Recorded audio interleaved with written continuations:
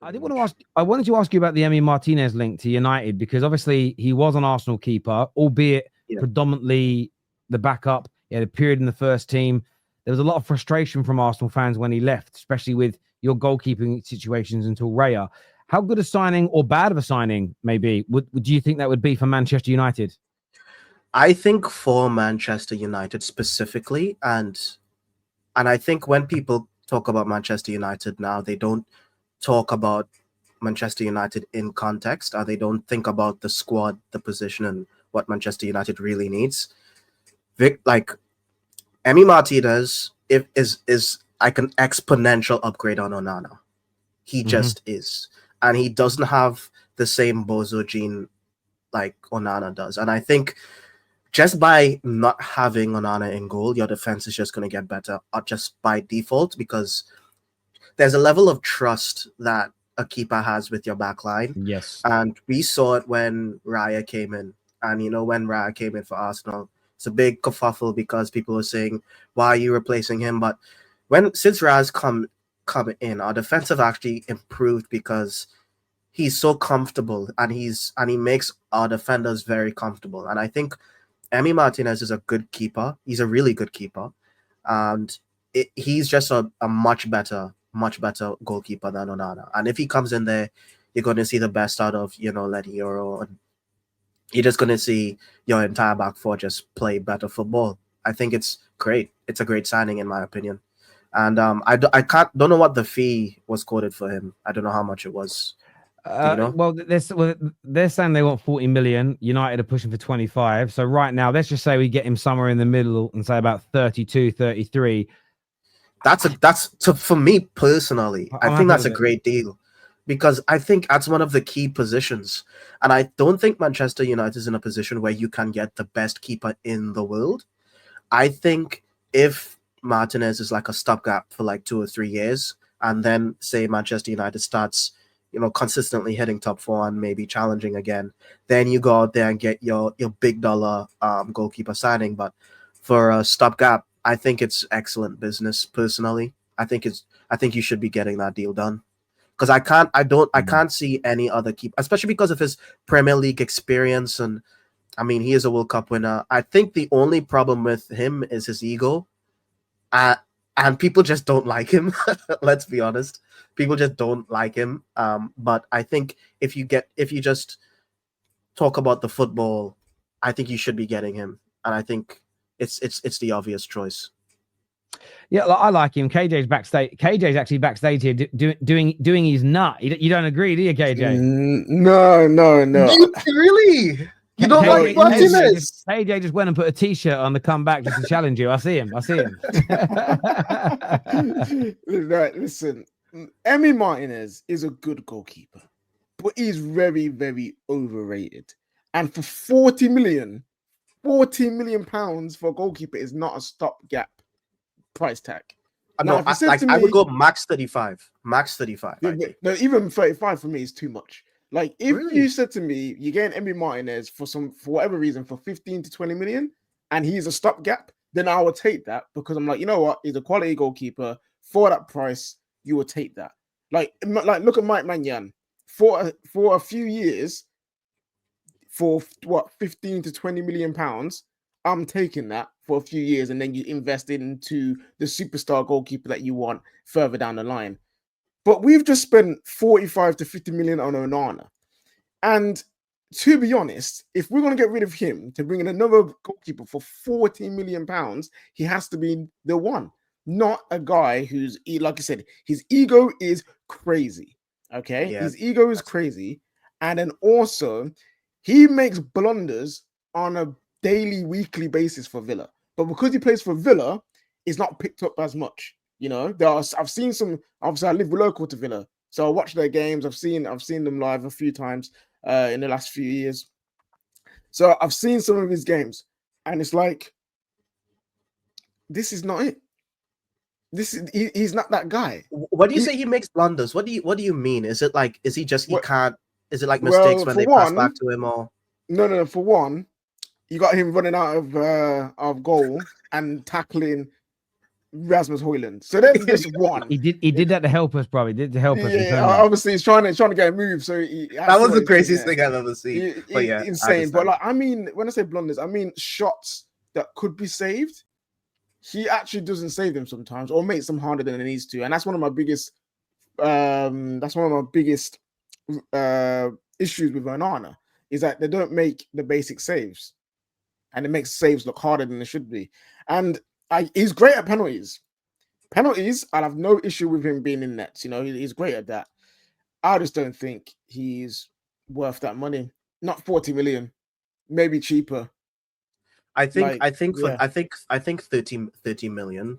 I think that's a good buy, honestly. And I think you're a bit harsh because let's be honest, the types of goals that we've seen Onana concede are actual legendary. Because you know what I'm saying. So I don't think Martinez concede the kind of things that that Onana concedes. Maybe okay. So he won't concede them at the comical way and the comical rate that Onana does, but.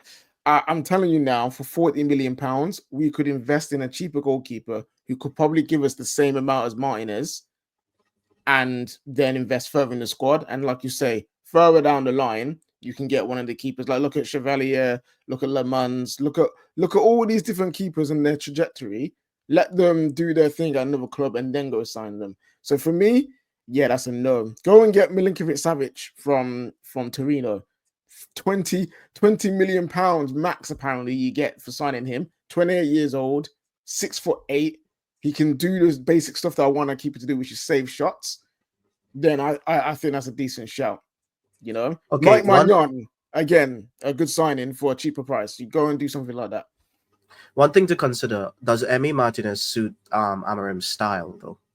Is that why they're keen on it?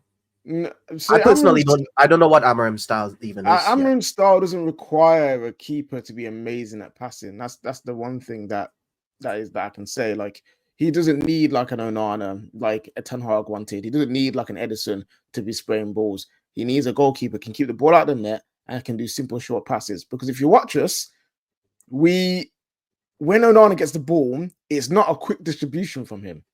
He takes a lot longer. It's more methodical in the way that we want to build up. So that's not a goalkeeper trait that is seen as a massive thing for me. Like, or for, in my opinion, in Amorim's system, where we need him to be like, all right, cool. As soon as he gets on the ball, he can hit a 60-yarder real quick. Like, we don't really do that. I mean, when we do, it's towards a central point in Højlund. So, do you know what I want to say about the price of him, though? I just gone and looked here, the most expensive goalkeepers in history, right? So we've got to be very fair when we say this, right? So number 20, I've never heard of this guy. It's Odesi something. 23 million from Forest to Newcastle. That I don't know what that deal was, but that was last season. I don't even know who he is, but anyway. Oh, is he the goalkeeper from Benfica? It must be, right? So you got that. Mendy to Chelsea was 24 million. Jorgensen to Chelsea from Villarreal, 24. David De Gea to Man United was 25 million, but that was 15, nearly 15 years ago now. So that you got inflation. Leno from Leverkusen to Arsenal was 25. Neto Valencia to Barcelona was 26. Alex Moret Udinese to Napoli was 26. Yeah, Alex Moret, yeah. This is really old, but Francisco Toldo, Fiorentina to Inter Milan, that was in 01. He went for 26 million, so that's massive in comparison. Sheffield United to Arsenal, Aaron Ramsdale, number 12, with 28 million for him. Pickford was 28 million, Sunderland to Everton. Manuel Neuer, 30 million. Again, that was 15 years ago to Bayern. The guy that Liverpool signed, him.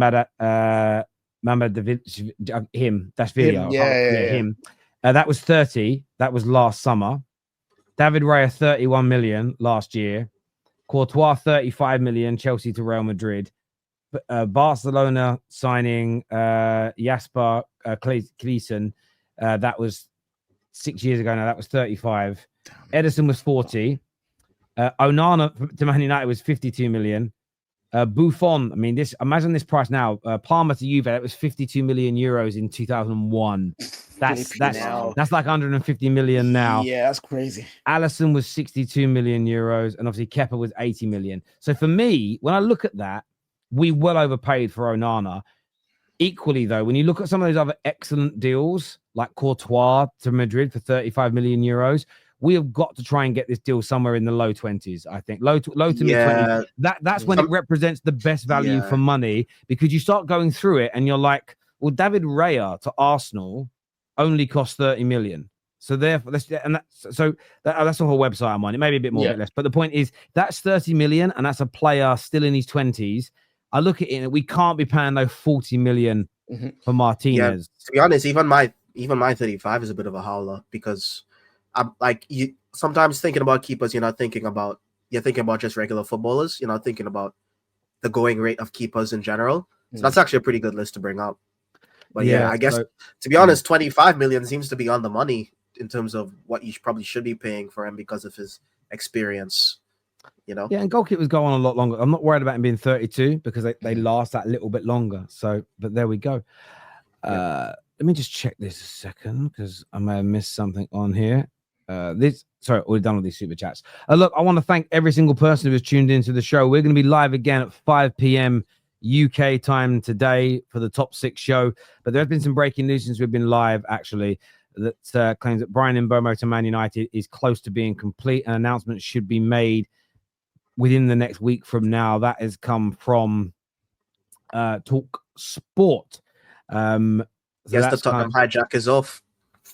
Well, there was reports in the last couple of days, and for some reason, I don't know why, but my group chats, nobody was sharing them. Nobody added me when it said that Spurs have called their interest. Like for 4 days, all I heard was they were getting him. They recalled their interest, did they? He just said no. That's the second time in. This is what I don't get about like fans that do this. Right, no one ever wants their club to be rejected, and I'm like, you don't realize this is where you don't realize this. If you just want to look at it from a banter point, people always say I try and kill banter. It's like no, because I don't have to do it properly.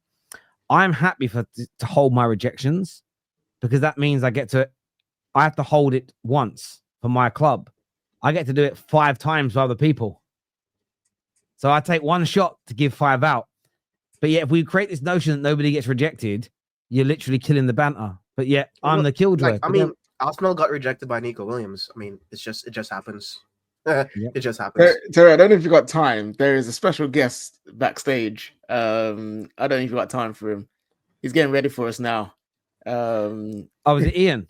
Yeah, we'll bring in on Cal. Listen, mate, thank you for calling in, mate. I appreciate it. We'll chat to you again soon. Thank you, brother. Awesome. Thank you. Ian has joined us. What are you saying, Ian? I don't know, mate. At the moment, I still believe it. I'm not having any of these reports, though, Tel. Alex Crook, just get a couple of points. Sometime in the last 24 hours, if you've got a message, you know the time. 2, from the BTEC Fabrizio that hasn't been relevant for nearly a decade. I'm not having that either.